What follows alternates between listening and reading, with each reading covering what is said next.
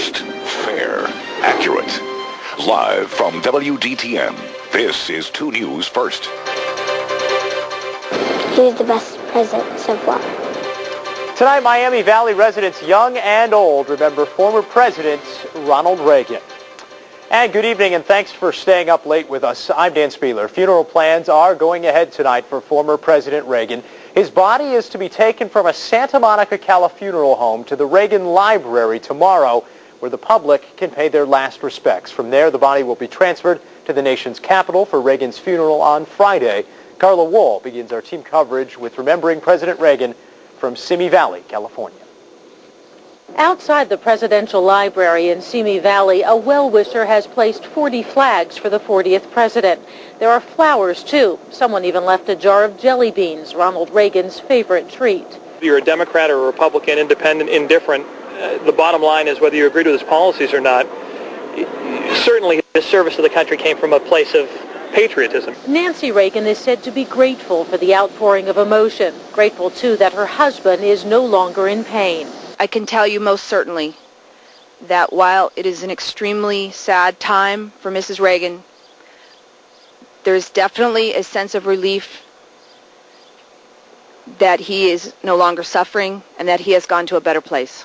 Ronald Reagan's casket first will be taken to the Presidential Library, where for 30 hours members of the public can pay their last respects. Then the former president will be flown to Washington, D.C. to lie in state in the Capitol Rotunda. There will be a funeral procession, much like President Kennedy's. Huge crowds of mourners are expected to line the streets. We oftentimes hear the word closure when we're talking about losses in our own lives, and I think the same thing is true in the life of a nation. After the funeral Friday, there will be a private sunset burial here at the Presidential Library.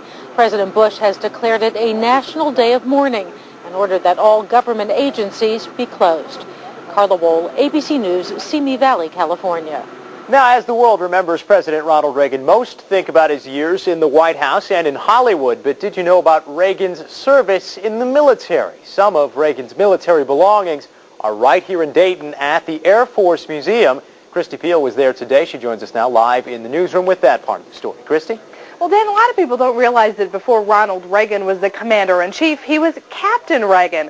And there's quite a story behind his service. You can read all about it right here in Dayton at the Air Force Museum. This isn't the place these kids expected to spend Sunday afternoon. Well, we were just camping and we thought that the little kids would like to see the museum. So Brent Block and his Kettering cousins got a history lesson in planes and presidents. They were sad about he died, and they said he was a great president. That President, Ronald Reagan, has a special display in the Celebrities in Uniform section at the Air Force Museum, and his military memorabilia weaves an interesting story. In 1937, Reagan joined the Reserve Corps of the Cavalry. Then after the attack on Pearl Harbor, Reagan gave up his acting career to go on active duty.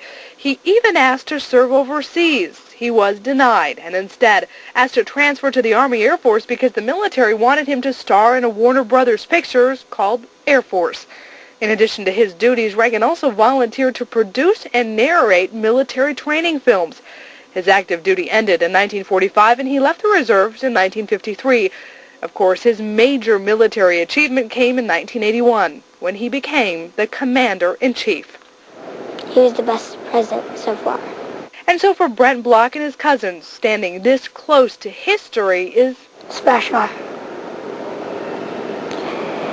Very special. Captain Reagan impressed his superiors so much he nearly became a major.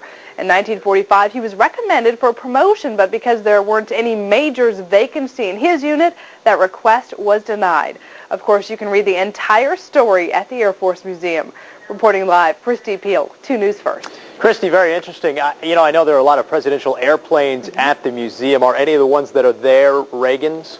Well, Dan, that's a yes and no kind of question because a plane President Reagan frequently flew is on display in the presidential area of the museum, but Reagan's actual Air Force One is in his California library. Christy Peel, thank you so much.